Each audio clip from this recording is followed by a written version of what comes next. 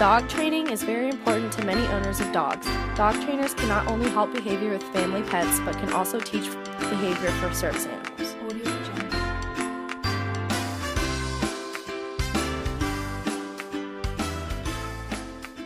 In my opinion, the best way to train a dog is using positive methods and games with a lot of rewards for behavior. It's a lot more fun for you and the dog if you're working in this style rather than focusing on what they did wrong and trying to correct and use punishment.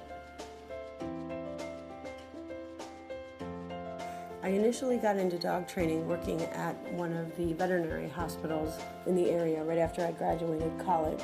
I was lucky enough to be able to attend continuing education seminars with the founder of Puppy Kindergarten, Ian Dunbar, and was able to learn his techniques and his methods and apply it in my classes.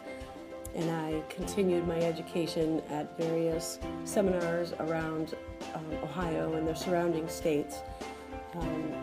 And I guess it was probably a 10-year process of reading and learning and going to seminars and practicing and teaching classes that got me where I am. I also attended Purdue University. The Veterinary Behavior College has a program called DOGS. It's a behavior modification program, and I was able to attend that as well to earn some certification. So it's kind of been something that I have done over the years, but initially got into it by working at an animal hospital and teaching puppy kindergarten classes.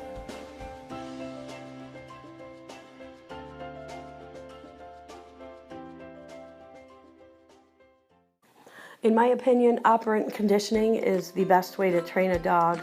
I work with average dog owners and their pets, and I think it's a fun way to train. It's a quick way to train. You get really great results. The dog has fun, the owner has fun, the timing is perfect, and you're really effectively communicating with the dog what they've done correctly right at the moment that they've done it without having to rely on just using food. There are lots of methods to train dogs, but this one is my favorite. And you can wean them off of clickers and food and certain training tools and still have a really reliable dog. So that's just my opinion, but I really think that operant conditioning, clicker training is the best way to go.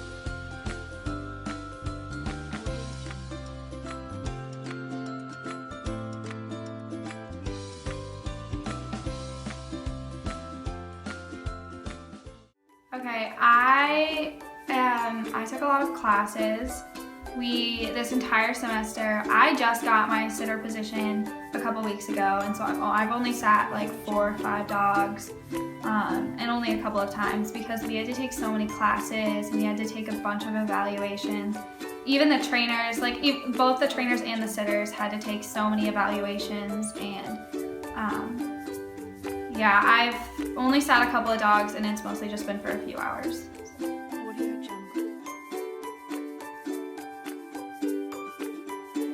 So the clicker is just a verbal, it's an audio cue that lets them know they did a good job. So we'll spend some time with the dogs before we start training and just click and treat them. So you click it and then you give them a treat. And that's just so they know they did a good job. They know they did what you wanted them to do.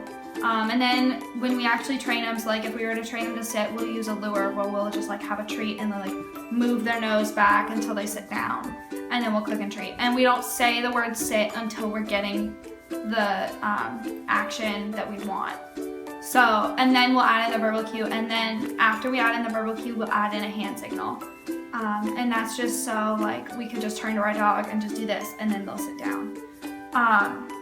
And then we also use the 3Ds, which is duration, distance, and distraction, and that's so I can tell my dog to sit or lay down from far away, and they'll lay down. Because when if they're disabled physically, they can't get up to go and make the dog stay. They have to be able to tell the dog from far away, lay down and stay put, so that that it's easier on them.